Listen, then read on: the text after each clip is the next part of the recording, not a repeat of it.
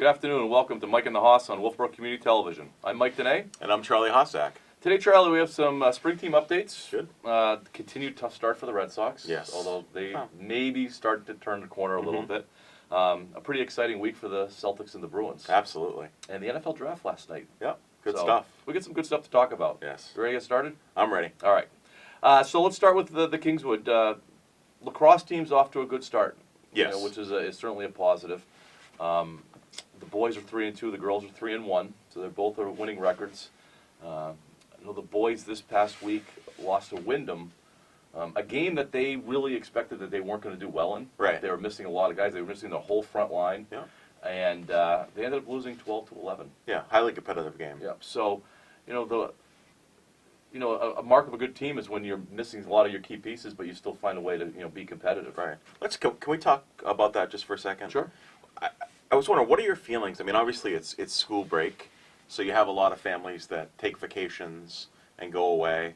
But then again, as coaches, we understand, like, if you're a varsity athlete, the expectation is that you're going to be there. What are your thoughts about that? Because I actually have conflicting thoughts. As a parent and as a family, when I only have a few more years left with my kids before they go off to college, I'd like to do family vacations. Mm-hmm. But at the same time, I understand the commitment to the program. I mean, I don't think my opinion is going to be real popular with this, because I think that when you are a varsity athlete, right, and I believe that there's a difference between varsity JV or youth sports or so on. Sure. When you're a varsity athlete, one of the goals of being on a varsity team are wins. Yeah. The school puts together, they put a lot of money into the program. Right. Their object is to be competitive. The object is to win a title. Mm-hmm. And whereas in youth sports, there's a lot of other factors that are, on reason why kids play. Right. The camaraderie, learning how to play as a teammate, and so on. But when it comes to varsity, it's really the last level for a lot of kids that they're going to. Some kids move on to college and so on. But I think when you're a varsity athlete, you've made a commitment, and that you should be there. And there's another layer to that too. Many of the varsity sports are cut teams. Right. And so kids that have tried out for the team have been cut. And so I don't think it's fair for kids that have made that team not to make the full commitment. Right. And I think parents are making that commitment also. Exactly. So it's I get that. A tough one. It's a tough one. Yeah, and I know that there are a lot of coaches, a lot of varsity coaches, that make it really clear during their tryouts. Here are my expectations. Mm-hmm. If you have a trip planned, we want you to go ahead and enjoy that, but you're not going to be part of the varsity program. And I think that's fair. I think it's that simple. I do like the coaches who acknowledge that it's a school vacation week or so on, and say, okay, we're going to be playing Monday through Wednesday, for instance. Right. But we're going to take a few days off Thursday through Saturday or something like that during a vacation week. Sure. So if your parents want to, have a getaway, then there's a window there that they can do that. Right. I mean, obviously it doesn't work for all the parents because vacation weeks and their own personal business wants. But I think when you start cutting kids from a sport, that those kids that did make the team owe it to the kids that were cut that they make that full commitment. Right. And I think those parents need to do the same thing. We see it often, unfortunately, we see it often in a lot of the sports that the vacations comes first. And I understand why you're conflicted, because I have that conflict also. Sure. Family time is really important. Mm-hmm. And those opportunities for vacations aren't there that often. Right. But I do think that there's a choice that's being made. And, when you try out for a varsity team, you are not just trying to make that team, you are making a commitment to that team. Right. And a commitment to the program. And one of the goals in a varsity program is to win games. Mm-hmm. And you can only really do that when your best players are there. So yeah. So I mean, that's how I'm feeling about that. Yeah. No, I hear you. With my confliction, it's just if I'm wearing my dad hat, you feel one way. Certainly, if I'm wearing my coach's hat, my expectation is I'm going to be really clear at the beginning of the season. If you're going to be part of this program, here are my expectations. Here are the dates that you need to be here. We do play during the breaks. But on another level, like at the middle school. It's not a varsity sport. Right. And so kids go on vacation. We do some practices over vacation. Those are optional. Those are optional. Right. Because, and I often tell the parents, this is, if you plan on doing varsity in high school, this is your last chance to do those, vacations during the spring week. I mean, maybe there's a Christmas week or the February week is a better week for you. But When you have the 3-sport athlete, then it's a little bit harder too. I mean, everything's choices. Yeah. And But I think it says a lot about society as a whole too. Just kind of with our with values and really teaching kids that if you make a commitment, you really need to stick with that commitment. And as much as exciting it is to go see Mickey, you made a commitment to this, and the kid that got cut, that's there day in and day out, it's unfair to them. Absolutely. And I always keep going back to that when it comes to a cut sport, the kids that made that team made the commitment to the whole program, not just when they could be there. Right. And I think that has become more and more of a problem. And it obviously affected the lacrosse team. This week they lost their whole front line. Their whole attack line was on vacation. So, and I'm not dissing them. Those are parental choices Absolutely. and so on. Absolutely. But we, like you already said, it's great that the lacrosse program, that they almost were able to get a win against a strong Wyndham team. So it kind of bodes well for the boys lacrosse program. Yeah. How are the girls doing? The girls are 3-1. The That's girls great. are also looking good. We talked about Bridget's 100th goal last week. Yes. So they're off to a great start. It's the girls lacrosse team has been good for a while. It seems like, and the feeder program, the Abenaki lacrosse feeder program, seems to be a big part of that. Sure. And I think we're lucky in this area that we have that feeder program that the girls are getting pretty competitive play before they get to high school, and it shows in high school. So awesome for them. Unfortunately, the baseball and the softball team are not off to the same start. It's been a struggle. Both teams are winless. They are young. We've talked about that. They are young, and each team separately has their issues. Because my boy's still playing for the baseball team, I get to see those games a little bit more, and I am starting to see a little bit of improvement. Yeah. They're competitive to the 7th inning. Right. They can't get through the 5th inning. For some reason, the 5th inning seems to be the bane of them. They tied up, winning 1-0 or whatever. When they get to the 5th inning, and then things fall apart. Comes a lot down to depth too. We've talked about depth in all the Kingswood sports. A lot. Get to the 5th inning, the pitcher tires out. They don't necessarily have the deep bullpen to go to. Right. But I think that they started to hit the ball a little bit in Sauhegan this week. They lost 10-4 against Sauhegan's normally a really good team in Division II. They always in the mix for the title. So things are turning the corner. Coach Skelly has them practicing quite a bit, and he's obviously doing everything that he can to get them going. So and they're on the road Monday this week. Yeah. They're on the road, so they got 3 games coming up this week. and they've played the meat of their schedule. I mean, they still have Plymouth is a good team. They're going to struggle in Plymouth, but then they have some games that are very winnable for them. Yeah. I had an early season prediction of 6 wins for them, and I'm going to go with that. I think that they can play 500 ball the rest of the way. Okay. So we'll see. Hopefully that that does happen, and Absolutely. kids can put it together. The girls, on the other hand, the softball team is those games are a little bit more lopsided. And then when we had Coach Sean here, we talked about pitching. Yeah. And they have good pitchers that throw strikes, but they don't have those big strikeout pitchers. And I think Coach Sean mentioned that. And in softball, a game can be dominated by one player. Right. And they need to develop that one player to do that. So that's the Kingswood Sports Update. Yeah. I wanted to ask you a question, and I know we've covered it a little bit.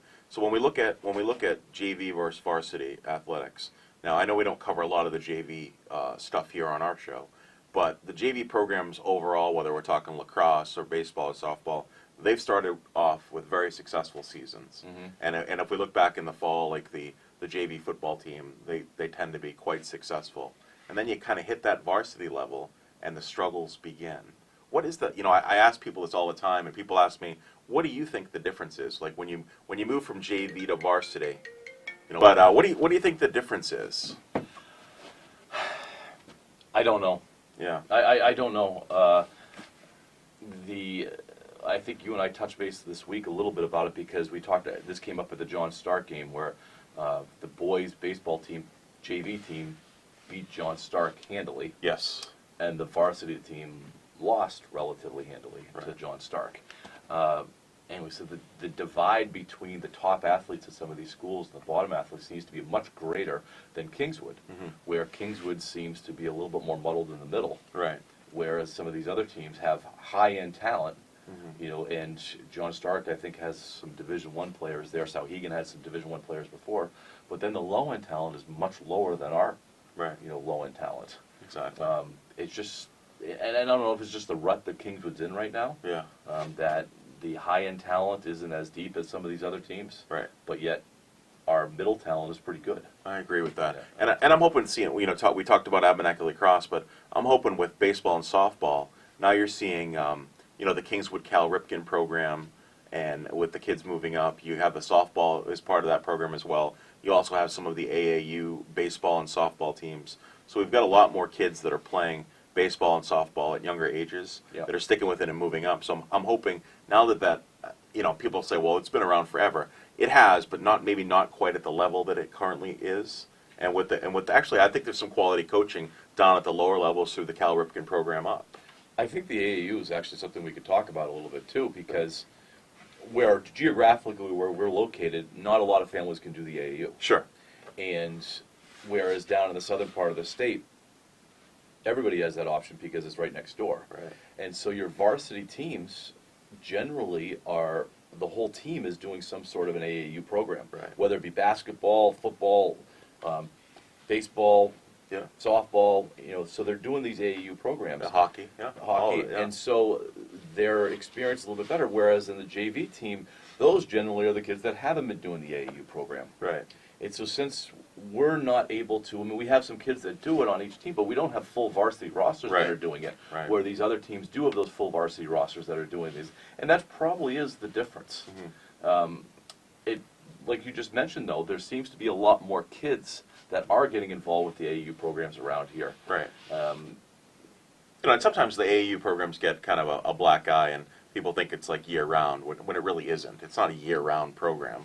It's allowing these kids to have more access to the sport that they're playing, and they're still competing in 3 different sports, whether it's, you know, middle school or high school, and still doing that. So they're not necessarily focused or specializing on one sport that you hear all the arguments about.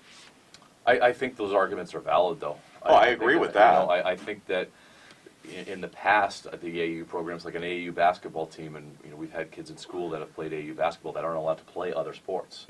And because they're practicing all the time, that's crazy. And they're playing with the spring, and we certainly, obviously, we philosophically, we don't want to do that at all.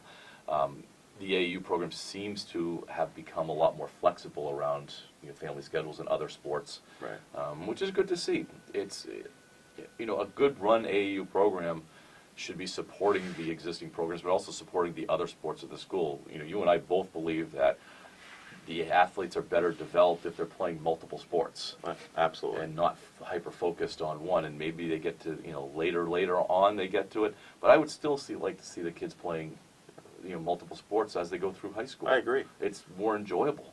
You know, they get to immerse themselves, things. Experience. Absolutely, they need that. Different coaching. I mean, there's all kinds of benefits to it. I think I've seen a shift in the AAU programs, how they're run. They seem to be a little bit more flexible and not as stringent as they were before, because I do think the knock on the AAU programs in the past has been that it has been year-round. And it doesn't seem to be like that. And I think that's why we're seeing more kids be able to do it. You know, at the high school level on the baseball team, you know, there's probably 4 or 5 kids that are on the varsity that have been involved in AAU, maybe a little bit more, I don't know. But at the middle school, on our middle school baseball team, almost half of the kids are involved in an AAU program.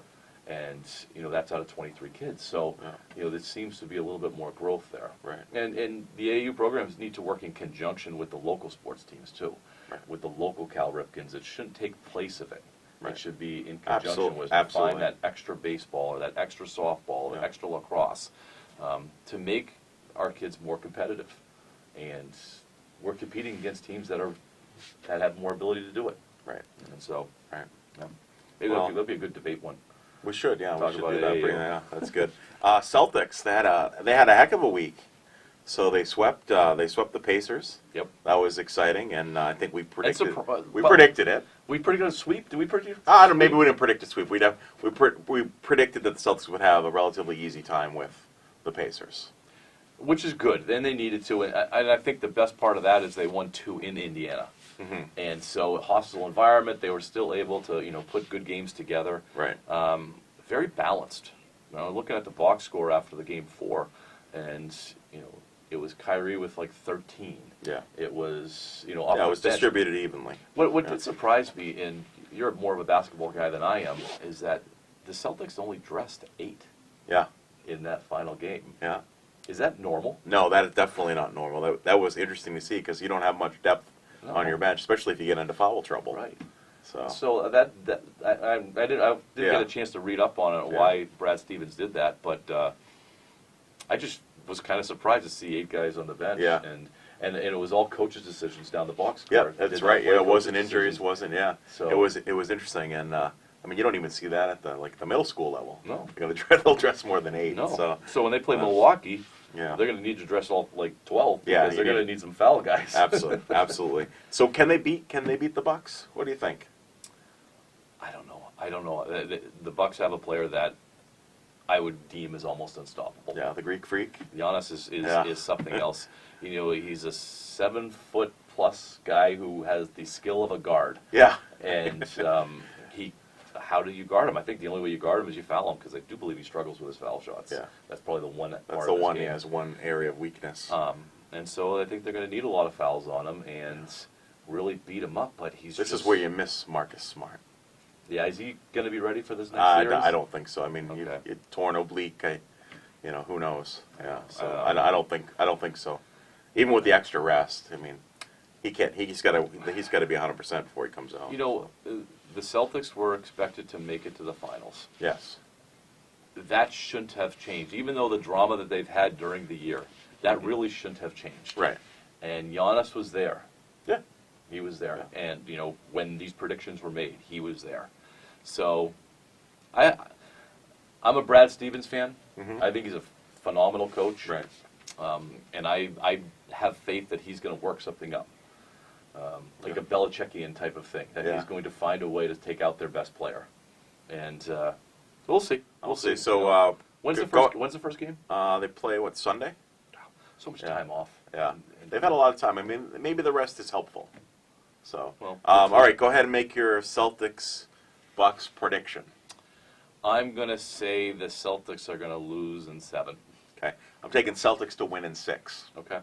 So All right, we'll see check, what happens. Check back in a month to see if that's a win or not, because that's the The beauty of basketball, they just drag it out. Yeah. that's the NBA, and it's the Yeah. biggest knock I have against the NBA is how they structure their playoffs. Yeah. It's sad, and we'll talk about the NHL in a second. How the NHL does it so much different than the NBA, Yep. where there's 4 or 5 days off in between games. It almost turns into this football season. It really when it does, gets to the yeah. playoffs. They're playing like once a week for the playoffs. And I don't understand. But Yeah. on the other turn, the Bruins, we'll talk Yeah. about the Bruins now. Sure. The Bruins on Sunday, they were down 3-2.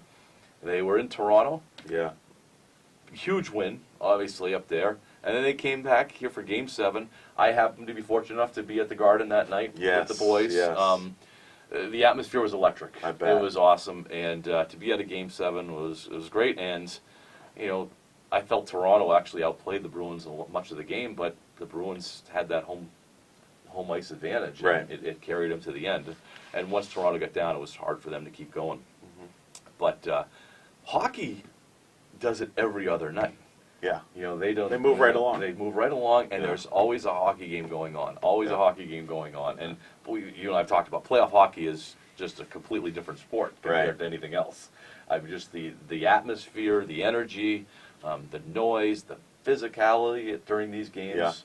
And that's one of the best parts about hockey is the way how they turn it on in the playoffs. Yeah. It's just you don't necessarily have to root for the team that you're watching, because it's just great hockey, which is really good. So I mean, you're kind of a big wig going to Game 7. Did you go last night's game?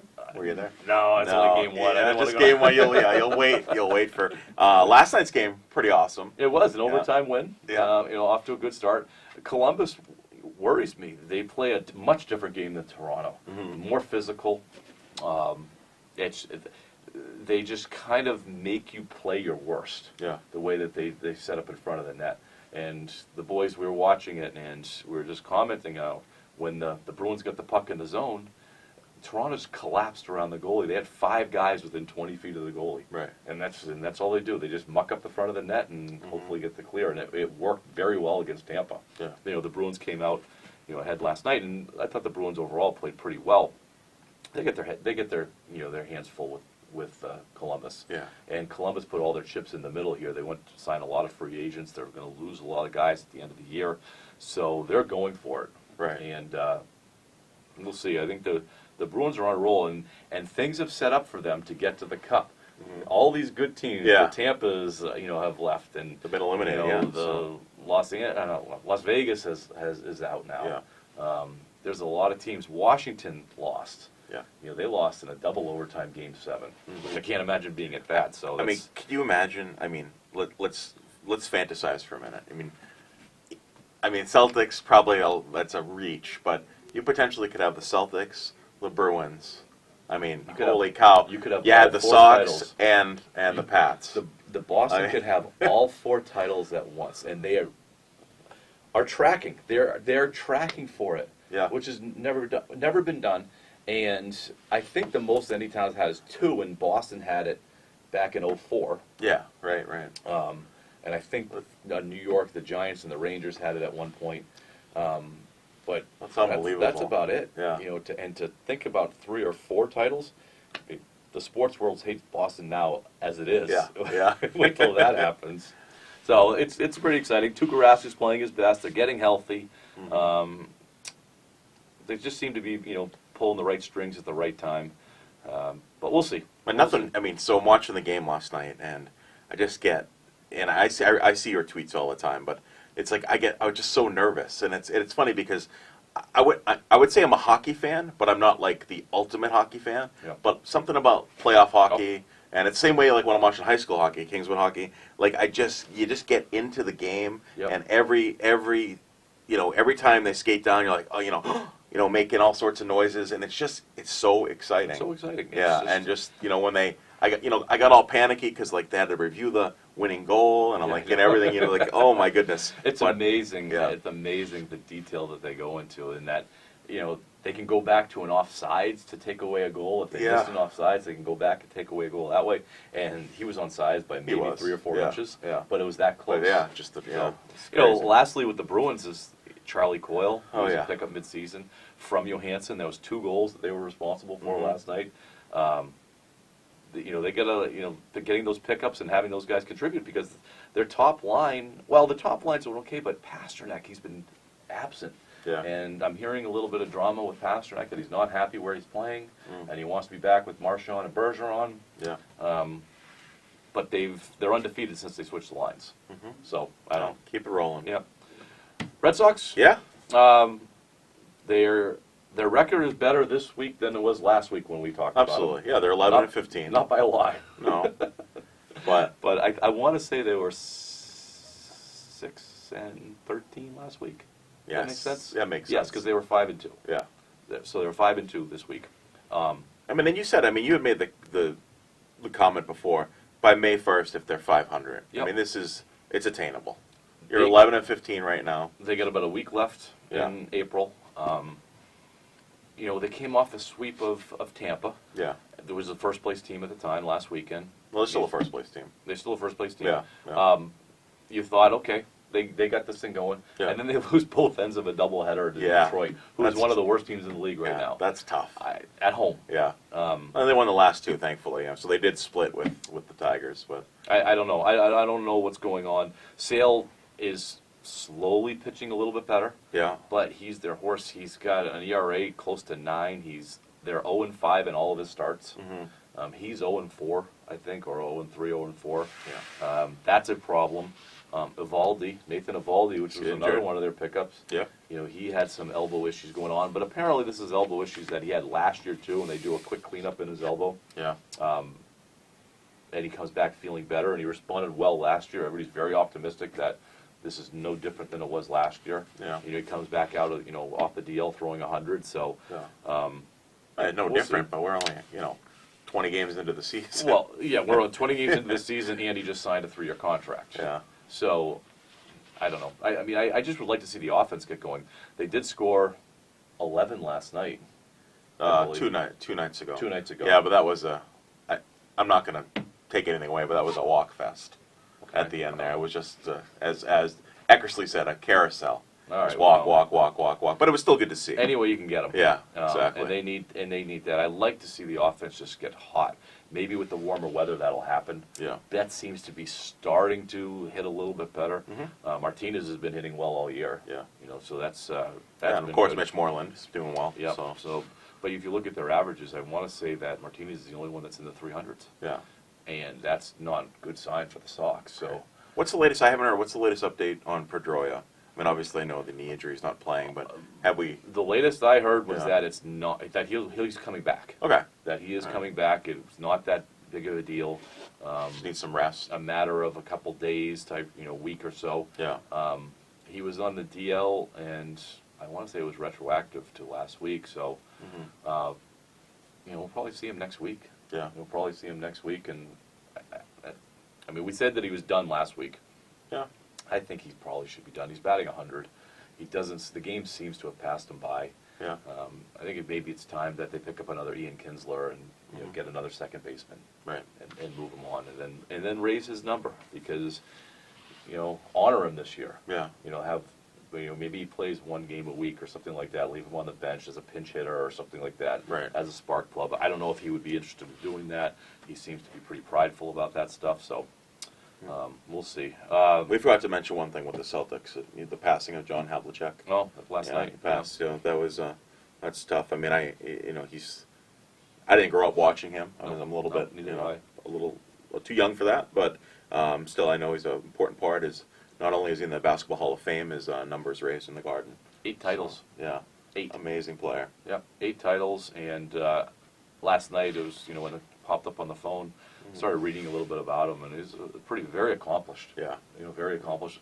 All the Celtics that played in that stretch, were very accomplished too. Yeah. But he was one of the best guys on the team, if not yeah. the best. At I mean, and times, everyone knows the iconic, the Johnny Most call, Havlicek, Yep. stole the ball, and Yep. every Celtics fan understands and knows Yep, that. and it was on all over So, Twitter last night. yeah, So yeah. it was nice to see. Another big event last night was the NFL draft. Yes. And it was in Nashville. And I don't know if you caught any of the TV of that, of the several, tens of thousands of people that were watching the NFL Right. draft. Yeah. And I was listening to the radio on the way, and it pulled an 18 on the ratings, That's crazy. which was higher than Game 7 of the Warriors and Cavaliers a couple of years ago. Wow. Yeah. NFL's hot. Yeah, it The was. NFL's I mean, hot. the draft's like Christmas Day for the NFL. Yeah, and the NFL does such a good job as far as staying in the news year round. Yeah. And they build up free agency. So in early March they have free agency period, Right. and then they have the combine, Yeah. and then they have the draft, and there's a build up for draft. And how many mock drafts did we have to deal with this week? And, Yeah. looking Oh, I at know. it, Looking they're at all it. wrong all the time Yeah. anyway. And then it's going to be mandatory mini camp, and then it's the start of training camp, and Yeah. it's just. And the player shuffling that they go, and they announce everybody. Everybody gets announced when they get moved. So Which is awesome. The- How about this? How about Belichick? History was made last night. wide For receiver. the first time in Belichick era, he drafted a wide receiver. And not just a wide receiver, a big, tough, strong wide receiver from Arizona State, and Keel Harry. So, in the first round. Yeah, on first the round. 32nd pick. Yeah.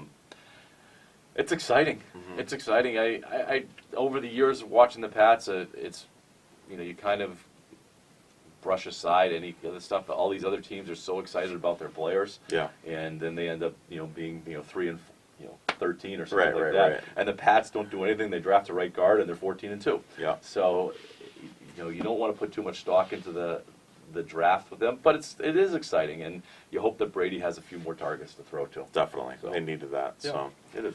all right. I think that's about it, Charlie. You got anything else? That is. Well, I failed to say this last week, so I wanted to wish you a happy birthday. Oh, thank you. So I Thank you. hope you had a great birthday. Thank you. Half a century. I know. Yeah, I'm a lot Now younger than. everybody knows. I know. I'm a lot younger than you are. Just remember that.